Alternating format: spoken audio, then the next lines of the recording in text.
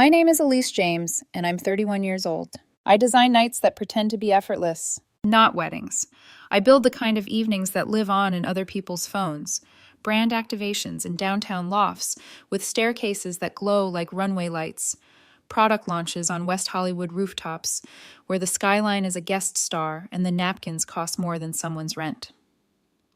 I choreograph the way the air moves, lighting that flatters even honesty, a sound system that makes strangers feel like a chorus.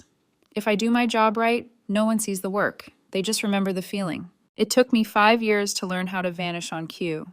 It took me just one sentence to realize I didn't have to anymore. The sentence arrived on a Wednesday late afternoon in a venue with glass walls and a view that ran from downtown to the ocean like a promise. Tessa, my ex, stood with a flute of champagne she hadn't paid for, adjusted a strand of hair that didn't need adjusting, and said it in a voice soft enough to be cruel. "If you're uncomfortable, Elise, just pay for the champagne and leave." Someone laughed. I don't know who. Blake Stanton, her fiancé, the kind of man who calls himself a visionary on LinkedIn and pronounces disrupt like a sacrament, did not look up from his phone.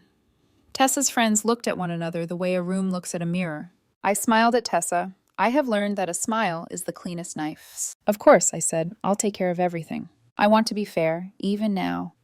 Tessa did not begin as a performance. We met when I was hauling pipe and drape into a borrowed studio in Culver City, measuring my life in gaffer's tape and iced coffee.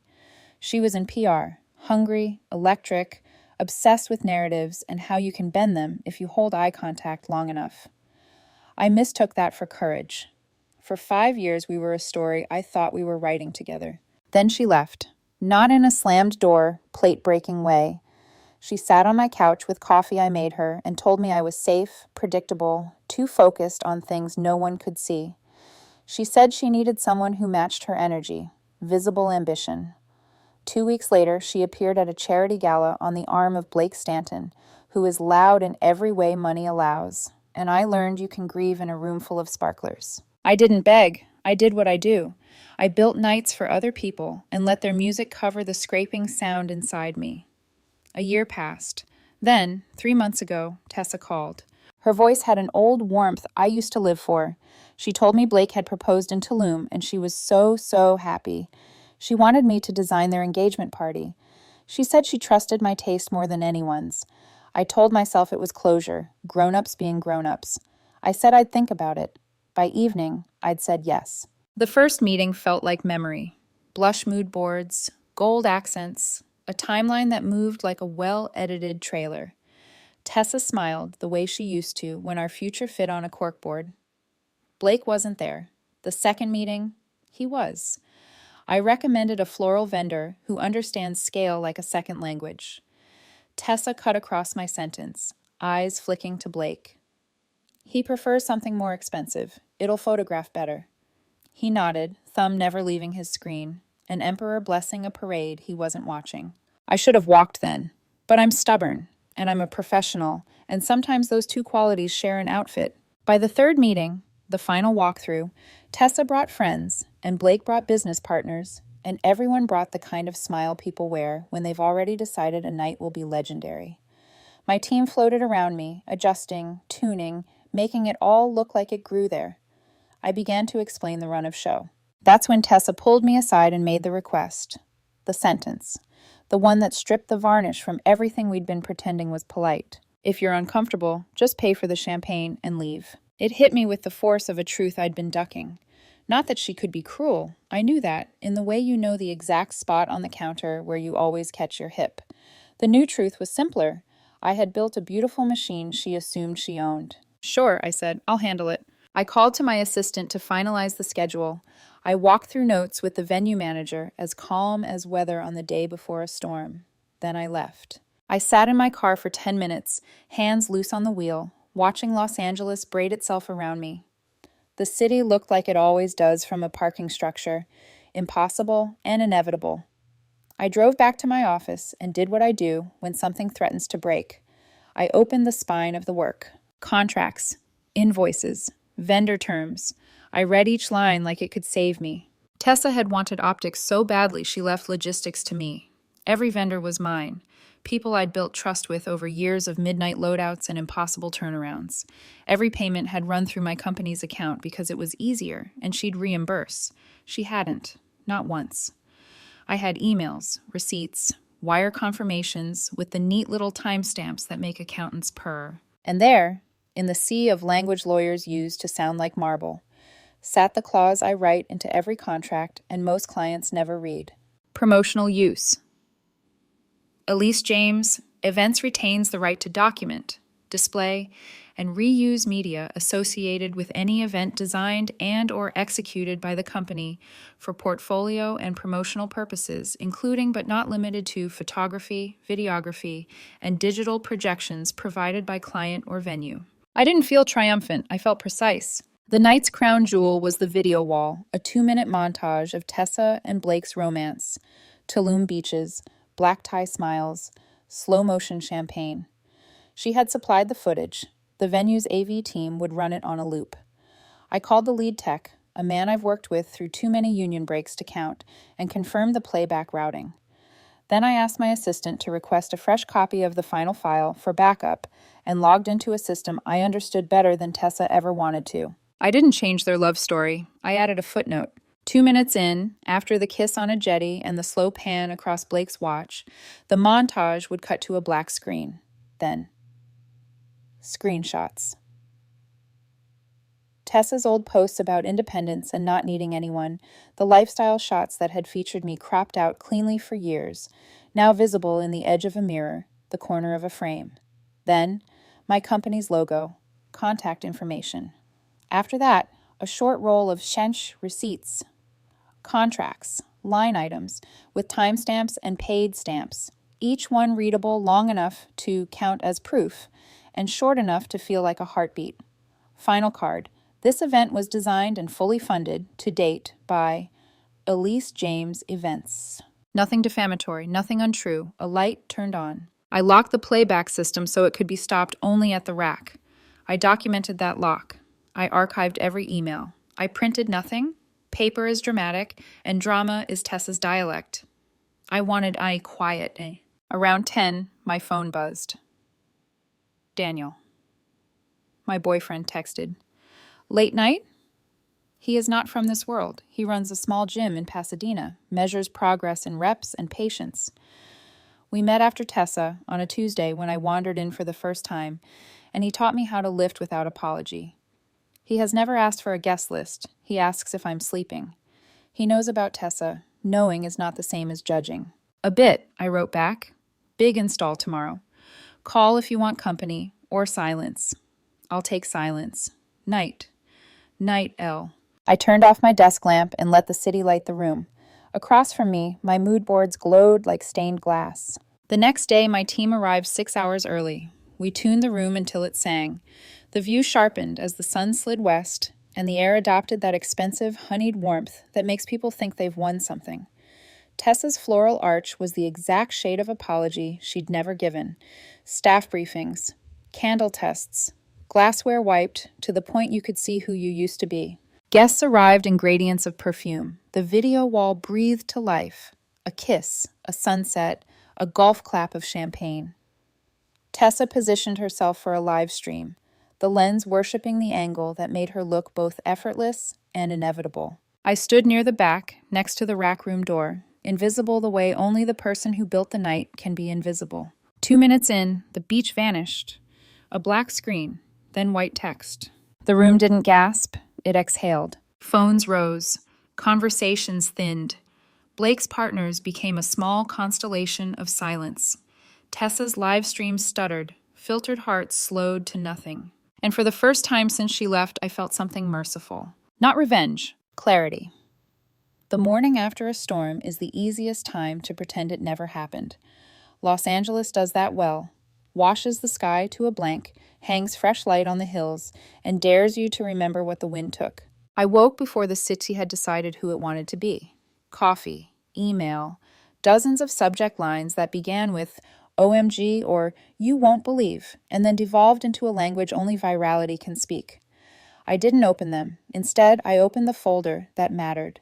Engagement, TSBLK, final. Paperwork is how I breathe when the air turns thin. Vendor agreements, florals, lighting, security, catering, AV. My company at the top of each, the neat column of numbers that says these weren't favors. Wire confirmations, each with a timestamp that would look like truth even to someone who didn't want it. I moved through line items like stepping stones over a river I refused to fall into. I tagged everything twice. I exported PDFs with names so clear a stranger would know what they meant. At 7:43 a.m., my phone vibrated across the desk, a known number. I let it stop. It began again. I answered. Elise James. Silence. Breathing. Then Tessa's voice, but without the velvet. What did you do? There are questions that are actually accusations. This was a verdict. I fulfilled my contract, I said, and I told the truth. You humiliated me. The words landed hard, like she'd practiced them. In front of my friends, in front of Blake's, she swallowed his name and replaced it mid-sentence. In front of investors. You told me to pay for the champagne and leave, I said. I didn't raise my voice. I did both. Elise, take it down. It's not up anywhere I control now. That was true. The clip living on 100 phones last night was a ship already halfway to every shore, and it was documented, contractual. You signed the clause.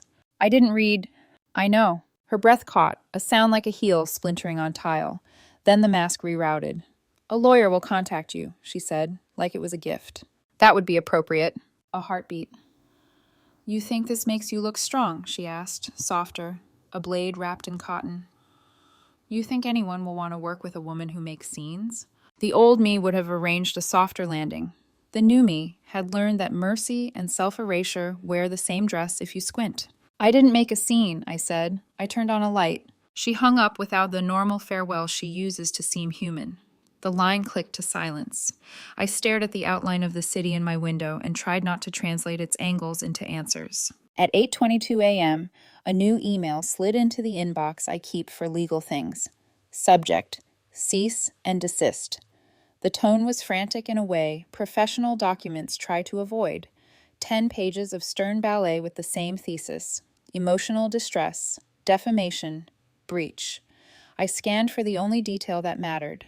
Acknowledgement of the signed promotional use clause. It was there by omission, the way an empty chair tells you who isn't coming. I forwarded the letter to Mark, my attorney.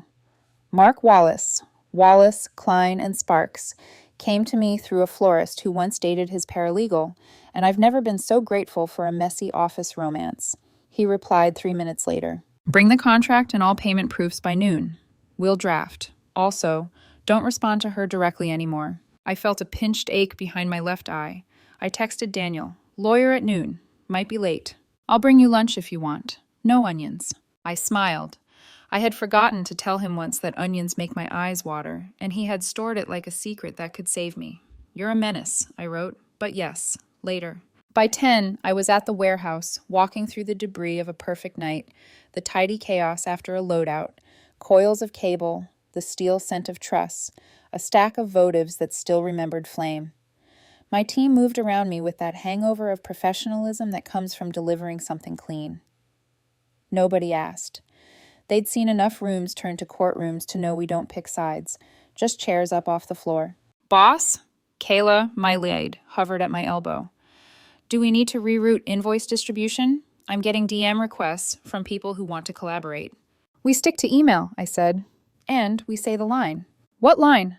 We're grateful for the interest. We'll be in touch next week with availability. Kayla grinned. The velvet knife. Only way to cut. At 11:58 a.m., I slid a folder across Mark's glass conference table.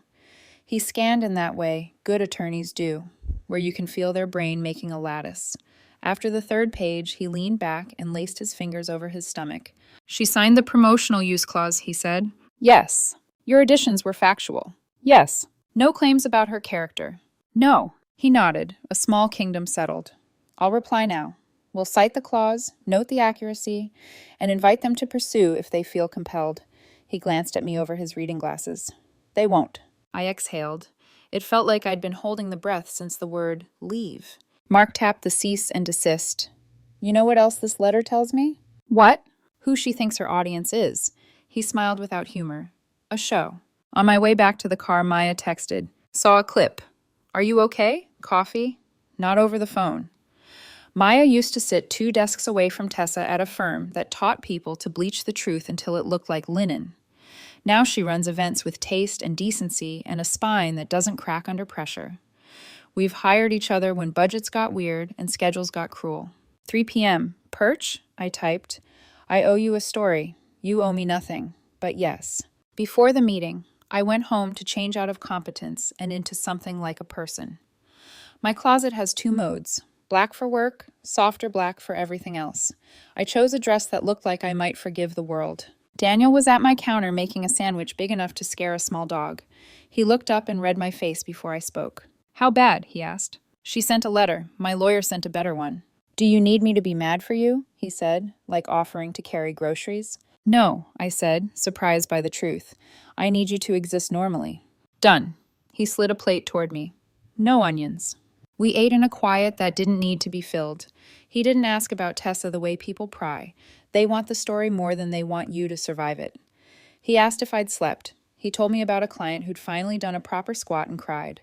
He rinsed dishes while I found my shoes. When I kissed his cheek, he smelled like soap and pepper and the kind of life that keeps its promises small enough to keep. Perch at 3 is the kind of place where people pretend to read while hoping to be seen. Maya was already there, wide brim hat, shading eyes that have watched too many spin cycles. She stood, hugged me in that no-slap, no-pat way only real friends do, and waited until the server left before saying anything meaningful. I won't ask why, she said. I saw the clip. I'll ask how. Precise, I said. We both smiled, conspirators in a quiet religion. She leaned in. There's something I didn't text, she said. One of the vendors called me this morning. He said Tessa paid him with a corporate check from her PR firm. Memo line says client event. I felt the air shift. Some facts bring their own weather. That's bold, I said. It's also not legal, Maya said. At best, dubious. At worst, that word white-collar guys love to pronounce, embezzlement. Do we know if it was a one-off? Maya's mouth turned down in a way that meant she already knew more than she wanted to. I don't think so. When she and I worked together, there was a tolerance for gray, influencer testimonials without disclosures, fake grassroots groups that just loved a product. I pushed back. She called me naive. I left. She reached into her bag and slid me a card. Sparks, Dulaney, and Cho, white-collar defense and investigations. Evan is discreet, she said. He owes me a favor I don't want to explain. I'm not trying to ruin her, I said. I heard the plea in it and hated that I still craved absolution. You're not, Maya said. But if she used company funds for a personal party, that's not a breakup. That's a board meeting. Silence sat between us for a beat. Not uncomfortable, just heavy enough to belong. Down on the street, a bus exhaled and kept going. The city didn't care about our choices. It rarely does. It just offers more corners to turn. My inbox is a monster, I said.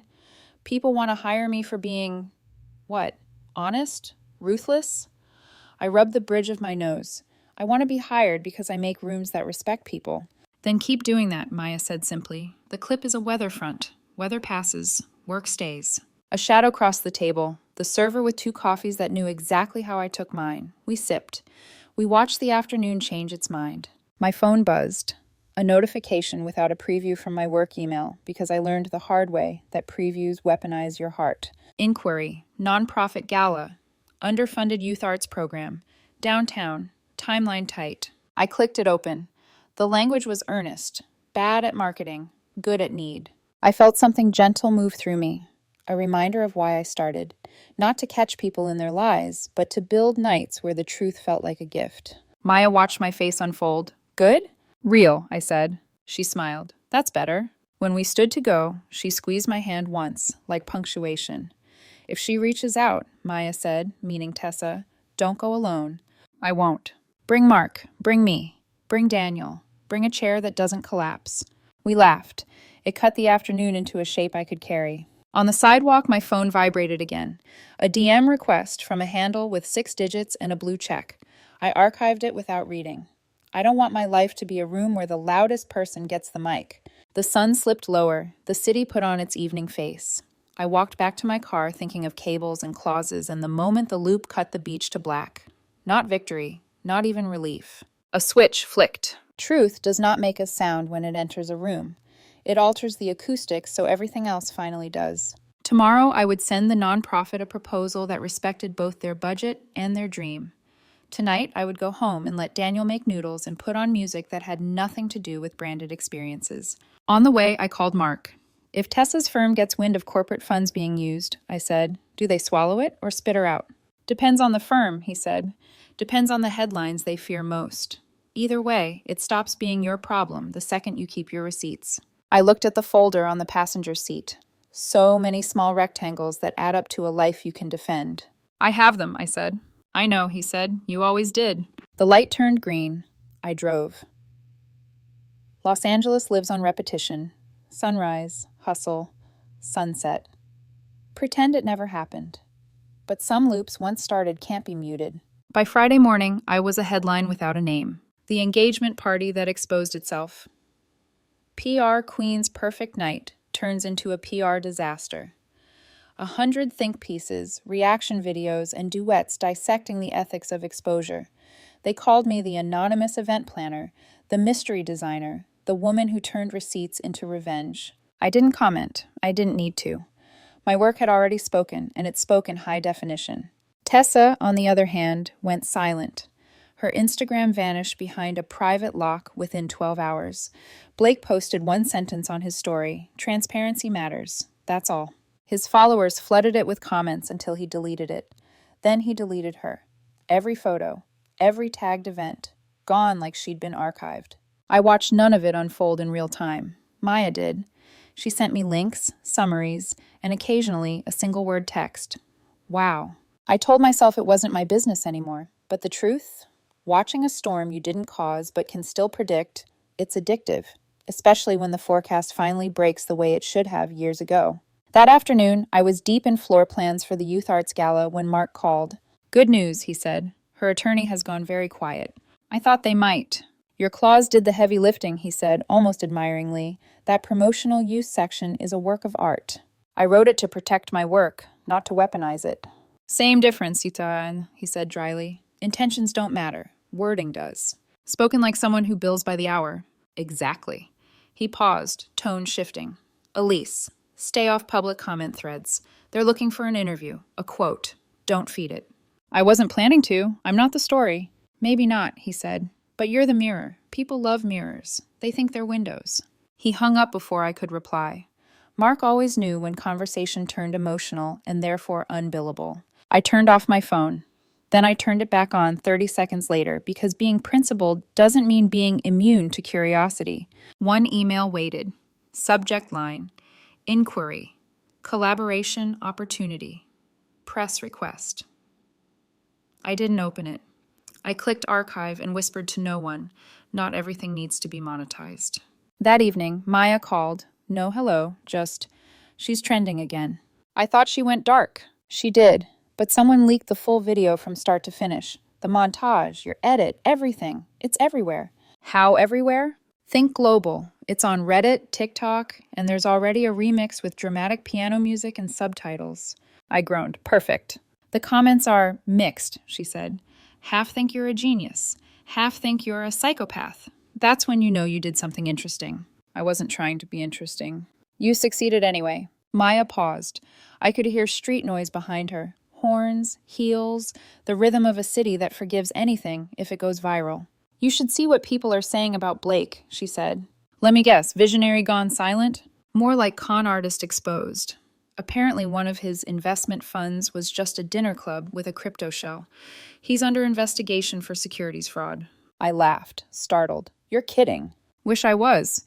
He's the kind of guy who puts serial entrepreneur in his bio and hopes no one asks which cereal. And Tessa? She's MIA. Her PR firm hasn't released a statement, which is its own statement. I leaned back in my chair, watching the night seep in through the blinds.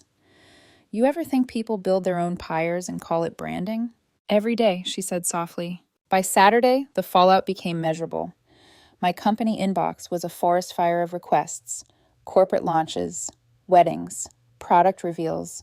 Everyone wanted the planner who turned exposure into art. Kayla knocked on my office door. We need more staff. Hire 2, maybe 3, vet them for discretion. She hesitated. You're okay, right?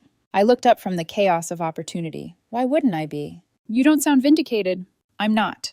I turned the monitor toward her, the clip looping endlessly, Tessa's face flickering between confidence and collapse. This isn't vindication, it's anatomy. Everyone just got to see how the bones fit. Kayla nodded slowly. Still, hell of a message. Yeah, I said quietly, but messages cost. On Sunday morning, I found an envelope slipped under my studio door. No postage. Handwritten. My name in a script I recognized from 100 shared grocery lists. Inside, one printed line. You win. Are you happy now? No signature, no return address, just perfume. Something citrus and expensive and desperate. I didn't throw it away. I placed it in a drawer labeled Invoices Pending. At noon, Maya texted, We need to talk. Coffee? I agreed. Part curiosity, part instinct. She arrived with sunglasses and a manila folder. Before you say anything, she started, you didn't do this. Do what? Expose her company. What? Maya opened the folder. Inside, printouts of an internal memo from Tessa's firm. Subject line, Urgent. Internal audit inquiry. Someone had leaked it to the press. The memo referenced potential misuse of client funds for personal expenditures and pending IRS notification. Maya lowered her voice. Someone sent this to me anonymously, but they knew we worked together. They think you tipped the firm. I didn't. I know, she said, but the timing is ugly. Could Blake have... Maybe. Or maybe someone inside the firm wanted a clean scapegoat. My pulse flickered. They'll come after me publicly. They might try, Maya said. But that's the thing about truth, Elise. Once it's verified, it stops belonging to anyone. That night, I sat on my balcony while Daniel cooked inside. Music low, the smell of basil grounding the world again. The phone buzzed on the table, a notification preview. Tessa PR firm issues statement. I opened it. We have placed one employee on administrative leave pending investigation of financial irregularities. We remain committed to transparency and ethical practice. They didn't name her. They didn't have to. The internet filled in the blanks faster than any PR team could have imagined. I read the statement twice, then 3 times. I should have felt triumphant. Instead, I felt tired in a way that no sleep could fix. Daniel stepped outside. You okay? Yeah, I said. Just watching a building burn from a safe distance. He leaned against the railing. You started the fire? I left a light on. He smiled faintly, not pressing for more. Want dinner? In a minute. He went inside. I watched the skyline hum. Every window in this city reflected something different. Some lies, some truth, most both. The next morning, Maya called again. You should know something, she said. The IRS actually picked it up. They're investigating her expense accounts. Her name's all over the reports. What happens now? Best case, she's fined and loses her license. Worst case, federal charges. Either way, she's done. I didn't say anything. Elise, she said.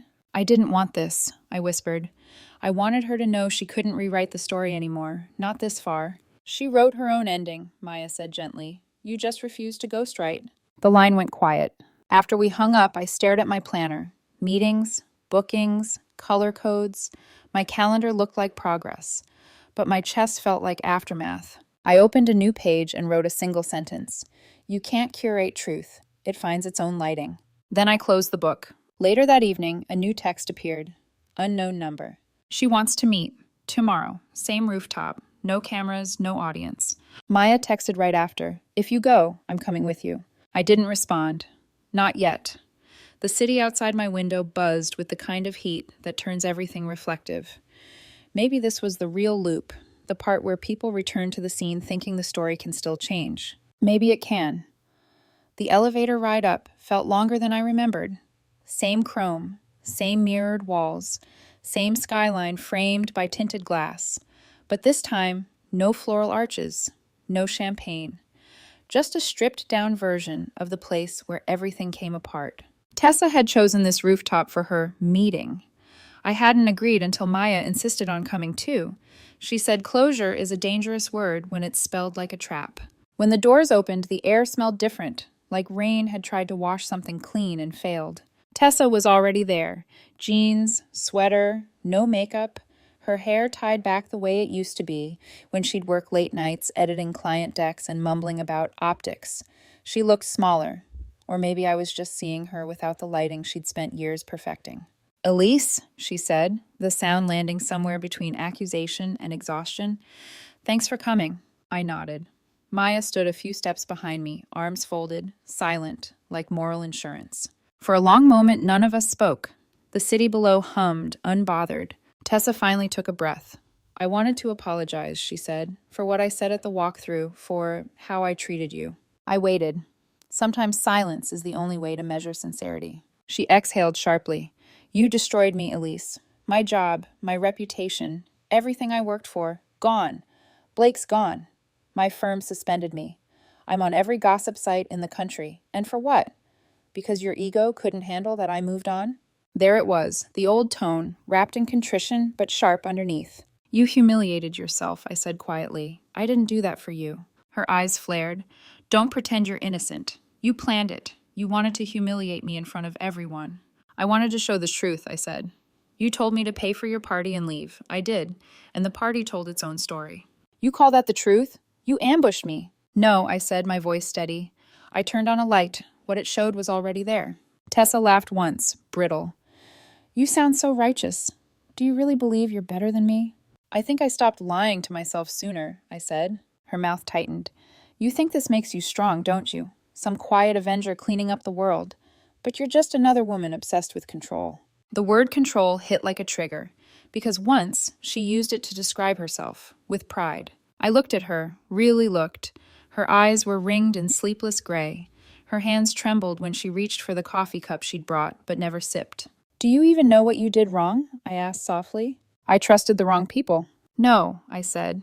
You used the wrong people. You turned work, love, everything into a performance.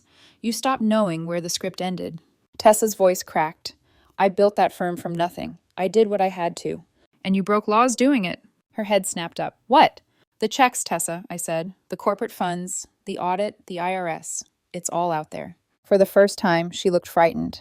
Not of me, but of the system she'd thought she could charm. How do you know about that? She whispered. Maya told me, I said. Your vendor called her after the party. He was confused why his payment said client event. It wasn't hard to connect the dots. You reported me? I didn't, I said. But someone did. Maybe Blake. Maybe someone at your firm trying to save their own name. The truth doesn't need my help to spread anymore. Tessa sank onto a chair, fingers pressed to her temples. For a moment, I saw the woman I used to love. Brilliant, magnetic, terrified of irrelevance. She looked up, eyes wet. I didn't mean for it to go this far. I know, I said, but that's the problem with pretending. You never know where it ends. She laughed weakly. You always were good with words. And you always were good with stories, I said, until yours ran out of room to hide. We sat there in the quiet that comes after truth has said enough. Maya stepped forward, placed a card on the table. This is a white-collar attorney, she said evenly. You'll need one. Tessa didn't look up. You think you're saving me? No, Maya said. We're done saving you. I turned toward the elevator. Tessa's voice stopped me. Elise. I looked back. I thought maybe you'd changed, she said. That you'd grown up. But you're still small, safe, predictable. Her words were a ghost of the breakup that started everything. The same script, smaller stage. I smiled faintly. Maybe, but at least I'm not pretending anymore. The elevator doors opened. I stepped in. The last thing I saw was Tessa alone at a table surrounded by empty chairs. The perfect metaphor for a woman who built her life for an audience that finally left. In the parking lot, Maya exhaled. You handled that better than I would have. She doesn't believe she's the villain, I said. She never will. We drove in silence for a few blocks until Maya's phone buzzed. She glanced down. Oh my God. What? Tessa's firm just released a statement. They're cooperating with federal investigators. She's officially been terminated. I stared out the window. That fast? When it's about money, companies move quick, Maya said. Reputation Management 101. I felt nothing. No victory, no guilt, just a dull calm. Maya broke the silence. You know what the irony is? What? She used to tell me that narrative is everything. That whoever controls the story controls the world.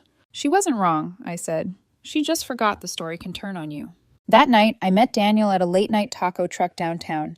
We sat on a metal bench, styrofoam cups of horchata sweating between our hands. How'd it go? He asked. She apologized, I said, then blamed me. Classic. I think she really believes I destroyed her life. He shrugged. Maybe you did, or maybe you just stopped protecting her from her own choices. I smiled. That's exactly what I told her. He nudged my shoulder. You look lighter. I feel done, I said. Not happy, Just done. Done's good, he said. Done means you can start something else. I looked at the streetlights blurring against the night. Yeah, maybe that's the quiet kind of revenge. He grinned. Living better? Exactly. We ate in silence, listening to the hum of traffic and the laughter of strangers. It felt ordinary in the best possible way. When I got home later, I opened my laptop. An email waited from the nonprofit about the Youth Arts Gala. We'd be honored to work with you, Elise. Your story inspired us. For once, I didn't flinch at the word story. I typed back, let's make something beautiful and honest. No projections, just light. Then I hit send and let the screen go dark. The city outside flickered. Rooftops, glass, smoke, paper. All the elements of illusion, only now I knew how fragile they were. Tessa had built her life on presentation. I'd rebuilt mine on proof. And in the end, truth didn't need to shout. It just needed to stay standing when the music stopped. The week after Tessa's firing, the headlines thinned. The algorithm found new appetites to feed, and her scandal slid from the front page to the background noise where yesterday's outrage goes to rest. For the first time in months, my days had rhythm again. Mornings started with quiet coffee and the faint hum of traffic outside my studio. No notifications, no press requests, just space. I spent the week building the nonprofit gala proposal, stage layout, ambient lighting, seating flow for donors and students. No grandeur, no viral potential. Just a night meant to feel sincere. Kayla caught me sketching a layout by hand. You okay, boss? You're humming. I am? Yeah. You only do that when things make sense again. I smiled. Then maybe they finally do. Friday, just as the sky turned gold, Maya dropped by my office unannounced. She held 2 coffees and a stack of event mock-ups. You're working too hard, she said. So are you. I call mine therapy. You call yours control. I laughed. Touché. She leaned against the counter. I heard from a contact at the firm. The investigation's official now. IRS, Fraud Division. I hesitated. Is she facing charges? Maybe. But honestly, Elise, it's not your concern anymore. I know, I said. Still feels strange. We were part of each other's lives for years. Now she's just a headline I avoid. That's what distance is for, Maya said. It's not punishment, it's peace. I nodded slowly. You ever think about how stories end? Constantly, she said. But the good ones don't end with applause. They fade out quietly once the lesson's done. Her words stuck with me. Saturday came fast, the nonprofit gala day. The venue wasn't glamorous. A refurbished community theater in Echo Park, paint still drying on the stage risers. But there was heart in every corner. Kids from the arts program had painted banners themselves, mismatched but full of joy. When the lights dimmed and the first performance began, a string quartet of teenagers playing a cover of a pop song, they hit a wrong note halfway through. The audience laughed softly, then clapped louder. No perfection, just connection. I stood at the back beside Daniel, who had insisted on helping move equipment even though he didn't know a par can from a paperclip. He leaned over. You look happier than I've ever seen you. I think it's because nothing here is pretending, I said. He nodded. That's rare. Don't lose it. The applause rose again as one of the students took the mic to thank sponsors. We didn't think anyone cared, she said, but people showed up anyway. Her voice cracked. The audience rose to their feet. I looked down at my clipboard and blinked fast. After the event, when everyone else had left, I stayed behind to unplug the last of the lights. Daniel stacked chairs. Maya helped coil cables. You didn't have to stay, I told them. Daniel shrugged. You stayed for everyone else. Maya smiled. You're allowed to be helped, Elise. For once, I didn't argue. When we finished, the 3 of us stood at the open doorway, looking out at the city. It was quiet, the kind of quiet that doesn't ask for attention. Do you miss her? Maya asked softly. Tessa. I thought about the rooftop, the laughter, the apology that was never really won. I miss the version of her that wanted to build something real, I said, before the performance became her whole personality. Maya nodded. We all outgrow someone's spotlight eventually. Daniel slipped his hand into mine. So what now? I looked at the empty stage behind us, washed in the faint afterglow of a single work light. Now? I said.